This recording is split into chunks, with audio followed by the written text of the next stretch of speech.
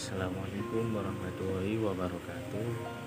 Perkenalkan, nama saya Muhammad Rasulirin dari Prodi Akidah dan Filsafat Islam, nomor NIM 070401200081. Jadi di sini saya akan menjelaskan tentang filsafatnya Al-Kindi.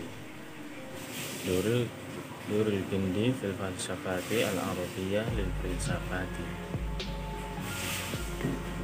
Setelah itu kita lanjut ke kosakata.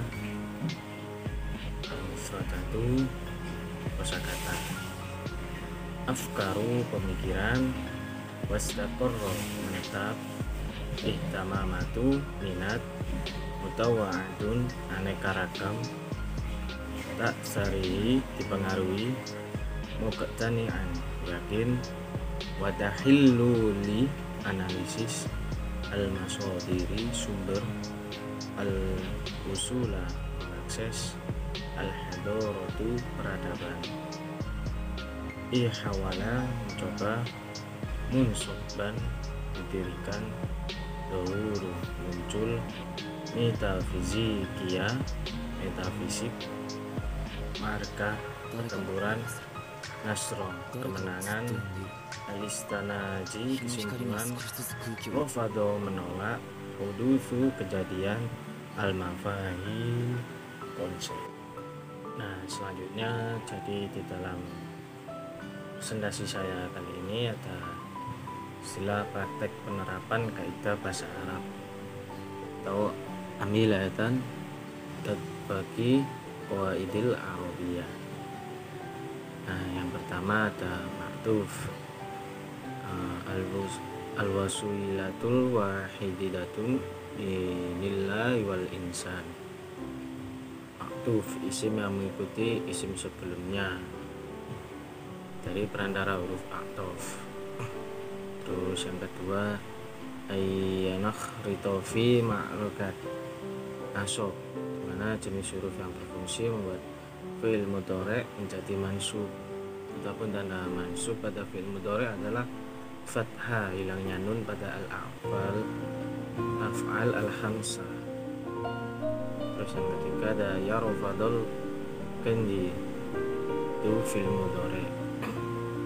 Terus ada lidia ilal khalaifati jar majrur.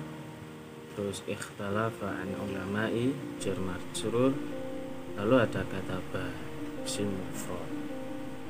Nah, selanjutnya yaitu durul kindi fil falsafati, yaitu peran al-kindi dalam filsafat. Karena Ya'qub bin Ishaq al-Kindi, di mana Ya'qub bin Ishaq al-Kindi adalah wala muslimi hawala istamala al-manhajal mantiki fi dirasatil Qur'an. Kanat afkar al-Kindi mutatsaron nau'an ma bi fikrin mu'tazilati wa mu'aridon li fikri aristu in iddata nawahi. Jadi Ya'qub ibn Ishaq al-Kindi ini adalah muslim pertama yang mencoba menggunakan metode logis dalam mempelajari Al-Quran. Seperti itu. Pemikiran Al-Kindi agak dipengaruhi oleh pemikiran Mu'tazilah, yang dimana bertentangan dengan pemikiran Aristoteles dalam beberapa. Al-Kindi dibesarkan di Basra dan menetap di Baghdad. Dia berada di bawah perlindungan Khalifah Abbasiyah Al-Ma'mun. Nah, selanjutnya fi Baghdad wa hadi ya bar'ayatil Khalifatul Abbas Al-Ma'mun. Kanat tamamatul Kindi mutanawwa'atun minhar wayat wal ilmul falsafatu, lakin tamamul roysi kanat din. Jadi minat Al-Kindi itu beragam, termasuk matematika, sains, dan filsafat, tapi minat utamanya adalah agama. Nah, peran Al-Kindi ini karena dipengaruhi oleh Mu'tazilah. Maka bisa babata turi bil mu'tazilati kana tarhul fikri diniya wa kana muqtani'an bi anna hikmatar rasul Muhammadin nabi'atin min wahid taqwa ala idrakun wa tahillu lil insan al filsuf hadha ar-ra'yi alladhi lam yashar fil falsifatud din dauru ba'da. Maka proposisi intelektualnya adalah religius, dan dia yakin bahwa hikmah Nabi Muhammad SAW yang bersumber dari wahyu mendominasi pemahaman dan analisis para filsuf manusia. Pandangan ini bahwa para filsuf yang muncul setelah dia tidak terbagi. Nah, selanjutnya lim yakun ihtama mungkin di munsobah ala dinil Islam faqad bal kana yahawalal usul ilal haqiqatan antoriki dirasatal ad-dayan al-ukhra wa kanat fakirat wal wusulu ilal haqiqatun min jami'il masadir wa min syatta diyanatun wal hadarat. Jadi ketertarikan Al-Kindi itu tidak hanya terfokus pada agama Islam, tapi ia berusaha untuk mencapai kebenaran dengan mempelajari agama-agama lain, dan idenya adalah untuk mencapai kebenaran dari semua sumber dan dari berbagai agama dan peradaban. Nah, ini adalah garis pemikiran utama Al-Kindi. Ini tetap berada di peran Al-Kindi dalam berfilsafat, Nurul Kindi filsafat.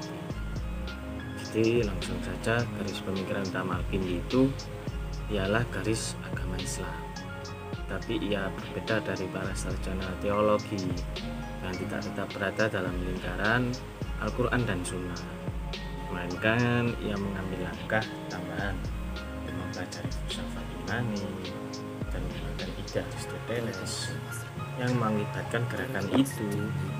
Meskipun namanya proses tidak terbatas, sumbernya adalah stabilitas, dan bahwa entitas tetap inilah yang mengubah stabilitas menjadi gerakan. Sehingga Al-Kindi mengajukan ide serupa, yaitu bahwa harus ada tetap dan entitas yang tidak bergerak untuk memulai titik awal suatu gerakan. Jadi seperti itu peran dari Al-Kindi, Al-Kindi filsafat. Nah, kita lanjut ke berikutnya. Lakin al-falsafat al-tuqlidiyatil al-yawanan yatakan selata tarifu bi hadhil fikratu alal itlaqi wa alli wa innal kindi hasba ta'arif al-madrasatu al-fikru yaitu al-yawanan yati la yamkin wasfun bi filsuf haqiqin walakin kana taksir ala bidayatun ya fikriyah hawalat tanawun binil haqiqatin ad-dunyanatul muitafizikiyah.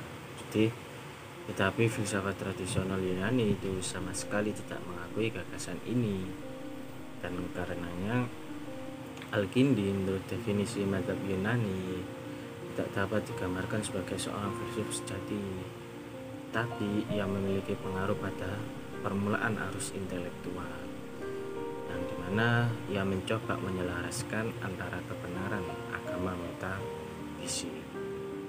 Nah, di zamannya atau zaman Al-Mu'tasim, Al-Kindi akan mencoba untuk terlibat dalam pertempuran yang bisa disebut kemenangan akal, yaitu melawan ide-ide hermetis dan neoplatonik, sehingga kita akan menemukannya menyusun respons tumananiyah maknawi, dan dia akan menolak teori hermetis dan neoplatonis tentang keberadaan sekelompok intelek surgawi, itu yang merupakan cara media hermetik membuat mereka di antara intelek aktif ke-10 dan manusia.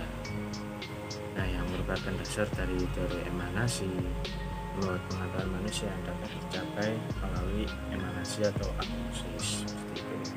Nah, dalam peran filsafat dari Al-Kindi ini, ia menolak hubungan ini dan membedakan antara ilmu para utusan yang terjadi melalui kecerdasan yang diwahyukan secara universal atau satu-satunya cara antara Tuhan dan manusia, dan ilmu semua manusia yang terjadi hanya melalui penelitian, penyimpulan, dan kesimpulan. Jabatan eksistensi dan berbeda dengan para filsuf selanjutnya. Al-Kindi mengemukakan gagasan tentang terjadinya dunia berdasarkan seperangkat konsep Aristotelian yang ia katakan bahwasanya dunia ini terbatas, waktu juga terbatas, dan gerak terbatas. Jadi dunia terbatas dan diperbarui. Nah, menurut ungkapan Al-Kindi, ia mengatakan bahwasanya Tuhan adalah penyebab pertama yang tidak memiliki penyebab, yang pasif tanpa pasif, pelengkap yang tidak melengkapinya. Jelas di sini bahwa pengaruh budaya Islam terlihat jelas dalam kata-kata Al-Kindi yang belum banyak menerima terjemahan buku-buku Aristoteles seperti itu. Nah, di sisi lain, Al-Kindi itu menyatakan bahwa kebenaran agama dan kebenaran filosofis itu ialah satu dan tidak ada pertentangan dan ada keduanya.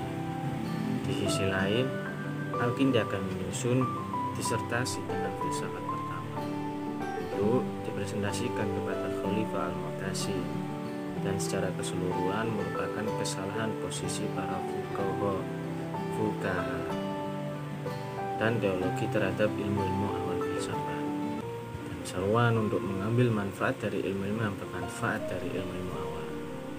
Nah, seluruh risalah dianggap sebagai pembelaan filsafat di tengah keadaan penolakan terhadap segala sesuatu yang asing. Tetapi itu tidak berarti secara luas membangun pemahaman dan konsolidasi pemikiran dari Aristoteles itu sendiri. Nah, begitu dari presentasi kami. Terima kasih. Syukron, maaf bila ada salah kata. Wassalamualaikum warahmatullahi wabarakatuh.